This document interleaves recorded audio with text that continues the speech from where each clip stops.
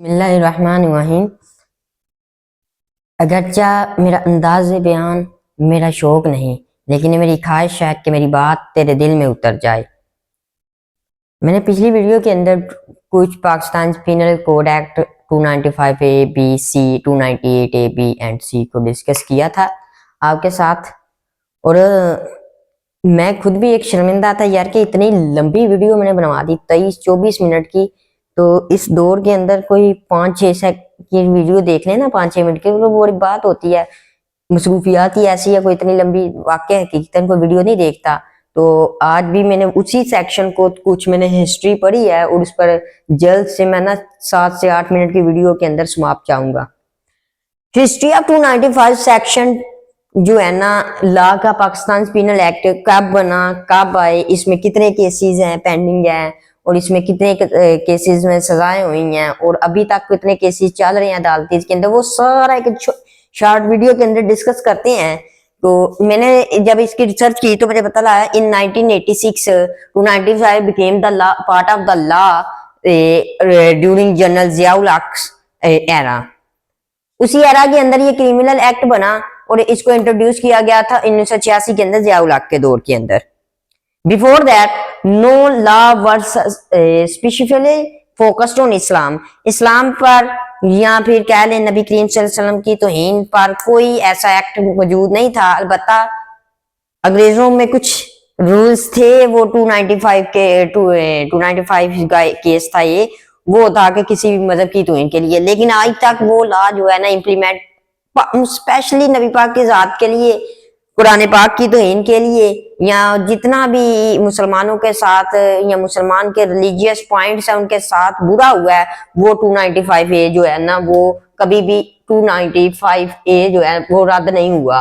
वो सिर्फ लगाया तो लगा जब भी हमने कोई ऐसा केस देखा जैसे गाजी मुमताज जैशी कादरी रहमतुल्लाह ने सलमान तसीर को कत्ल किया तब लग जाता है, या जब किसी यूरोपियन कंट्री वालों में से या किसी क्रिश्चियन को यहूदी के खिलाफ बात चलती है तो ये केस इंप्लीमेंट होता है। अदरवाइज मुसलमानों के लिए, इस्लाम के लिए ये केस कभी इंप्लीमेंट होता मैंने जिंदगी में अपनी 21-22 साल जिंदगी के अंदर ये केस नहीं देखा। खैर वापिस आते हैं, ये एक पॉइंट जो है ना हाईलाइट किया है, ये एंड पे डिस्कस करूंगा।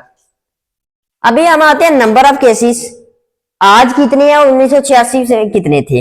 यानी कि before 1986 there are 1700 cases in Pakistan. 1947 से लेकर 1986 तक, 1947 टू 1986 देयर आर 1700 को केसेस पाकिस्तान में रजिस्टर्ड हो चुके थे। बिलीव दैट कि ये पाकिस्तान था। अब इस केस का हुआ क्या और ये 295 सी लगी क्यों, और जब जिया के दौर में है estimated total pending in Pakistan 2100 cases, मतलब 2100 बंदे ने नबी पाक की तौहीन की हुई है या गुस्ताखियां की हुई है या नबूवत का दावा दायर किया हुआ है। 2100 केसेस, छोटी मोटी तादाद की बात नहीं की जा रही। वकार जका जैसे बंदे कहते हैं जी पाकिस्तान में तो इन्हें केस हुए ही नहीं है। सरकार अगर वकार जका साहब का मेरी वीडियो किस तरह पहुंच जाए ना तो मैं आपका बड़ा एहसान मान लूंगा अपने देखने वालों का कि सरकार 2100 केसेस पाकिस्तान के अंदर लगे हुए हैं या अदालतों में चल रहे हैं या रिपोर्ट हुए हैं, तो आप कह रहे हो पाकिस्तान में तौहीन नहीं हुई, तौहीन रसालत नहीं हुई। इन केसेस को हमने और गयूर मुसलमानों ने रोकना है। Extra judicial killing 89 that reported in 2021 के अंदर आशिकान रसूल सल्लल्लाहु अलैहि वसल्लम की नेमतों से, उनकी जीत और कोशिशों की वजह से 89 केसेस हल हुए हैं जिनको डेथ अनाउंस किया गया था 2021 में। 2021 के बाद कभी पाकिस्तान में ये केसेस सॉल्व आउट नहीं थे हुए। सजाए 2025 में अब जो रावलपिंडी के अंदर जनवरी के अंदर हुआ है ना, इन रावलपिंडी प्रीवियस मंथ नहीं है, खैर ये तो जनवरी था कि जनवरी के अंदर given punishment to mandatory death of life और 100 ईयर जेल उनको सजा हुई थी, 100 साल जेल, और उसके बाद उनको सजाए मौत अनाउंस की गई थी 5 बंदों को। ये जो 295C है, and still 395 cases in court remaining of Pakistan. Overall 395 cases अभी भी अदालत के अंदर लगे हुए हैं, और 2100 में किधर गया 2100 केसेस के अंदर में से, यानी कि 1700 केसेस अभी तक हल ही नहीं हुए। वो अदालत के अंदर पहुंचे, रिपोर्ट हुए, लेकिन उनका कोई नतीजा नहीं निकला। 1700 केसेस अभी तक, तो वो एक साइड पे रख दो। ये 395 केसेस ऐसे हैं, अगर हम इनको डिस्कस कर रहे तो इनको क्यों अभी तक सजा नहीं हुई। और इन 1700 में तो आसिया मलूना भी आती है जो पाकिस्तान से बाहर भाग जाती है। और अब बात कर लेते हैं मिर्जा इंजीनियर की। मिर्जा साहब कहते हैं 295C के साथ तौबा की शिक ऐड होनी चाहिए, ताकि पाकिस्तान के अंदर कोई नमूने उठे, गुस्ताखे रसूल उठे, वो गुस्ताखियां करें, खुद को नबी नबूवत का दावा दायर करें, और उसके बाद कह जी अदालत में जाकर हमसे गलती हो गई, हमें माफ कर दे, मतलब तौबा कर लें। चलो जी, अंदाजा करें इन लोगों का। जुवैद गामदी इसमें शामिल है, और भी कितने पाकिस्तानी बिलीवर्स जो पाकिस्तान की अवाम को अहले सुन्नत का बेड़ा गर्क करने में लगे हुए हैं, वो मिर्जा इंजीनियर, जुवैद गामदी और इसके चीज। मैंने वीडियो के अंदर एक पॉइंट छोड़ा था, these laws have focused significant criticism both domestically and internationally for their potential to be abused and for the freedom of expression and religious belief। अरे ये इतनी लंबी इंग्लिश के अंदर मैं कहता हूँ ये दो चीजें आप समझ ले बात से। मैं अगर कहता हूँ ना ये आपके पल्ले भर जाए ना, अगर हम मुसलमानों के और गयूर वाल के मुसलमानों के पल्ले ये 2 पॉइंट मेरे पार जाए ना, तो बेड़ा पार हो।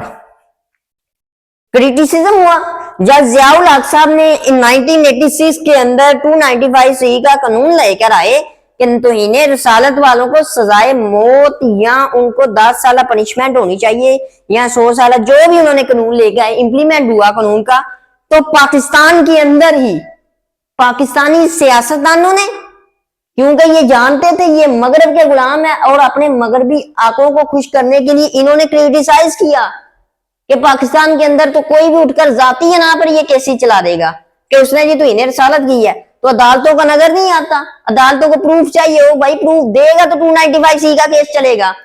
और इंटरनेशनली तो आपको पता है कि ये जो अंग्रेज हैं या ये जो यहूदों ने सारा है, ये चाहते ही नहीं है कि नबी पाक की इज्जत बने। वज़ा में हो तुम नसारा तमद्दुन में हनूद, ये वो मुसलमान है जिन्हें देख के शर्माए यहूद। डोमेस्टिकली के तो पाकिस्तान के अंदर से जिन्होंने आवाज उठाई कि इस केस 295C रद्द होना चाहिए, जिन्होंने 295C की मुखालफत पाकिस्तान के अंदर की थी, उनमें कौन सी केसेस चल रही हैं? आज देख लें जरदारी, उसके अंदर PLM है, उसके अंदर हर गवर्नमेंट PTI की, कोई भी पाकिस्तान के अंदर 2000 से बंदा आया, मुशर्रफ आया हो, उसने 95C खत्म करने की अपने आका जो यूरोपियन यूनियन है उनको खुश करने के लिए इस केस को खत्म करने की कोशिश नहीं की।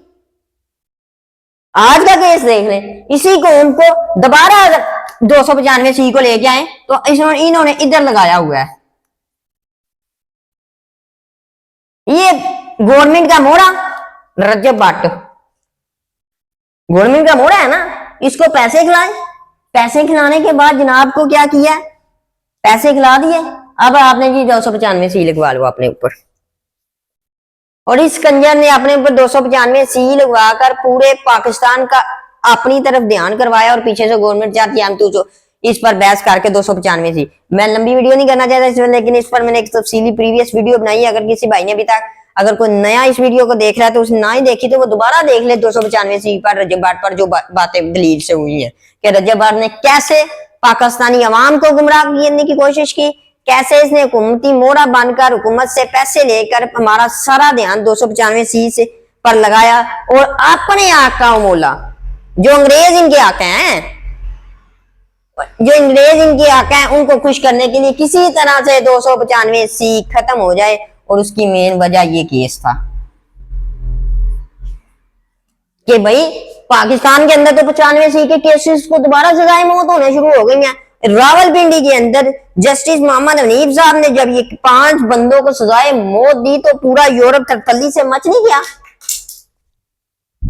किस तरह से यूरोप के अंदर तरतली करनी शुरू हो गई कि भाई पाकिस्तान के अंदर अगर ये केसेस हो गया तो हम इनके आका मौला सल्लल्लाहु अलैहि वसल्लम के खिलाफ कैसे काम करेंगे, हम मर्जी पैदा कैसे करेंगे। भाई अल्लाह के बंदो, आप इस बात से अंदाजा लगा लो कि इब्ने खतल को फतह मक्का के दिन माफी नहीं दी मिली और वो गुलाफे काबा से लिपटा हुआ था, गुस्ताखे रसूल था। और वो सरकार जो है ना, वो वीडियो बना कर ना रजब भट्ट साहब को कह रहे हैं मुझे साद रिजवी साहब और मुफ्ती अंस हुसैन रिजवी साहब या मुफ्ती मुनीबुर रहमान साहब माफी दे दे। ओ भाई वो चाचे मामे तेरे लगते हैं, तेन माफी दे देंगे।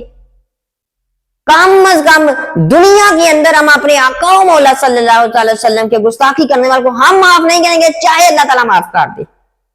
और उसकी वजह पता क्या है, अगर आज हमने इस को लानती फैमिली ब्लॉगर को छोड़ दिया ना, या ये जो केसेस हैं 400 केसेस जिनमें से 395 cases are still in the supreme court of Pakistan, अगर उनको आज माफी मिल गई, कल को हर बंदा उठकर नबी पाक की शान में गुस्ताखी करेगा, हर शख्स। और हमने अपनी गर्दने नबी करीम सल्लल्लाहु अलैहि वसल्लम की नाम के लिए रखी हुई हैं और उनकी शान, उनके रुतबे तो बहुत दूर की बात है। हमने तो अपनी गर्दने भी नबी का की शान शौकत के लिए नहीं, सिर्फ उनके नाम पर कुर्बान करने के लिए रखी हुई है। यार मैं ना पाकिस्तानी हूँ, आपसे सिर्फ इतना कहूंगा कि इकबाल ने, मैंने ऑलरेडी शेर पढ़ा है कि वज़ा में हुदुम नसारा और तमद्दुन हनूद, ये वो मुसलमान है जिन्हें देख के शर्माई हो, वो वाले मुसलमान ना बनो। हर साल कभी हमें गजा के अंदर जो हो रहा है वो भी चीजें हालात आपके सामने है। फिर अपने 295C के केसेस जो है, इस केस को खत्म करने की कोशिश की जा रही है कि किसी तरह से पाकिस्तान से ये एक्ट, क्रिमिनल एक्ट जो है, Pakistan penal code, amended penal code का जो पार्ट है, इसको खत्म कर दिया जाए। या ये चीजें देख लें कि यूरोप ने 1986 के अंदर से लेकर 2025 तक जो केसेस अभी तक चल रहे हैं, उनके किसी तरह की कोशिश है कि हम जो पाकिस्तान के अंदर गवर्नमेंट है उसको लेकर या किसी भी तरीके से इसको खत्म करें। तो यारा खुदारा पाकिस्तानियों, खुदारा पाकिस्तानी होश के नाखून ले लो। अगर कम अज कम आप नहीं ना तो उम्मत मुसलमान के लिए स्टैंड ले जाओ, नबी पाक के लिए यार स्टैंड ले जाओ, जिनका आसरा होगा तो हम जन्नत में दाखिल होंगे। और कम अज कम इतना तो काम कर जो कि कब्र के अंदर दाखिल हो ना मुसलमान, तो नबी पाक उसे पता क्या गए, यार आने तो ये अपना है, तो इतना तो कर दो ना मुसलमानों। अगर हमने आज दुनिया के अंदर 295 का स्टैंड ना लिया तो यकीन जाने दुनिया तरम बरम हो जाएगी। ये अपने आका मौला सल्लल्लाहु अलैहि वसल्लम को खुश करने के लिए इतना तो करो ना, इस पर स्टैंड लो और कोशिश करो कि जो पाकिस्तान के अंदर गुस्ताखियां हुई हैं